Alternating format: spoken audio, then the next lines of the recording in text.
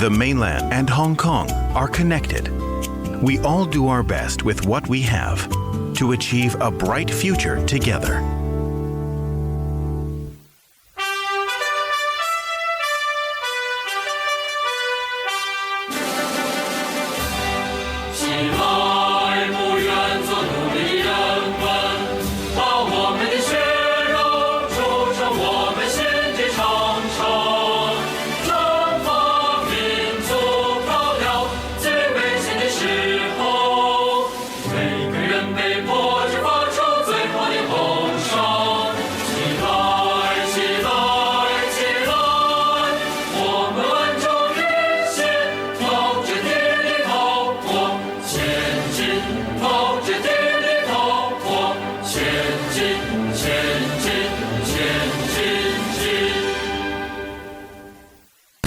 RTHK News.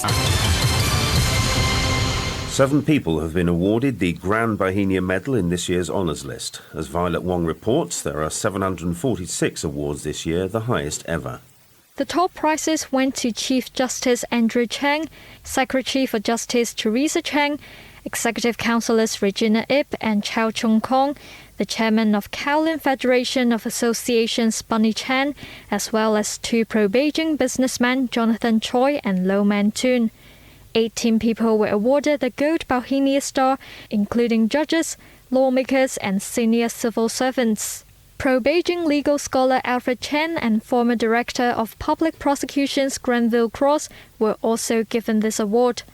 There are 746 awards this year, the highest number ever.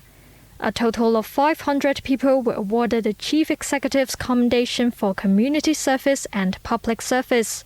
A government spokesman said there was an exceptionally large number of awards, as special recognition was given to those involved in the fight against the COVID pandemic in the past year.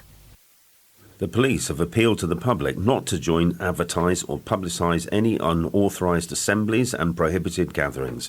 Sources have told RTHK that the police plan to deploy more than 10,000 officers across the city to prevent people from gathering on the 24th anniversary of the handover. Francis Sitt reports.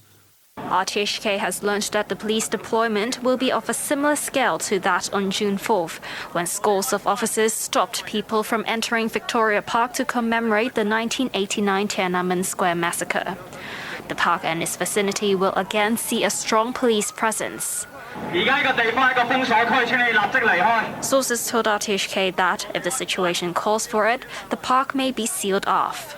More officers will be on patrol, and the Force's Counter-Terrorism Response Unit will also be mobilized, while other officers remain on standby. Police say that several bottles of combustible material were thrown near the slope of Government House on Lower Albert Road, causing a fire. They say the incident happened at about 2 a.m. Firefighters put out the fire and no one was hurt. Bomb disposal personnel were also sent to the scene. The police condemned the action and said violence will not be tolerated. The incident is being investigated. Activist Chow Hang-tung of the Hong Kong Alliance in support of patriotic democratic movements in China has been arrested again. She's been charged with promoting this year's June 4th candlelight vigil, which was banned by the authorities. Here's Violet Wong again. Ms. Chow was arrested on June the 4th on suspicion of publicising an annual vigil marking the 1989 Tiananmen Square massacre. She was granted bail and was due to report to the police next week.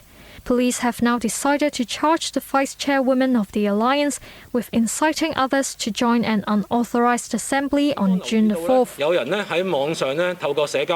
In a press briefing, Superintendent Chen Chi-cheng also said Ms. Chow was arrested for allegedly publicizing and calling on people to join a banned rally on Thursday's handover anniversary.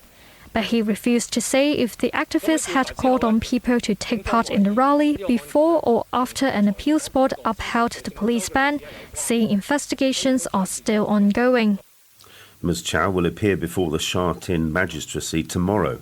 The Hong Kong Alliance condemned the arrest and demanded her immediate release. President Biden says the United States is badly behind in its preparations and has to play catch-up in a year when the threat of wildfires in western states is as severe as it's ever been. Mr. Biden told a virtual meeting of state governors that extreme heat was a threat. People are hurting. It's more dangerous for kids to play outside.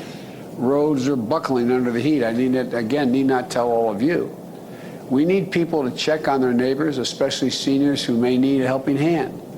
Outdoor laborers, like our farm and construction workers, are going to need frequent water breaks and shade. The former U.S. Defense Secretary Donald Rumsfeld has died at the age of 88. He was one of the most influential but also controversial members of the administration of President George W. Bush. The BBC's Mike Thompson reports. Donald Rumsfeld was always a political bruiser. As head of the Pentagon at the time of the 9/11 attacks, he shot to prominence as the chief architect of the U.S. military response in Afghanistan, with his pithy, sometimes quixotic public utterances like the known unknowns. But he also came to be seen as an uncompromising and divisive foreign policy hawk, especially as war in Iraq loomed. He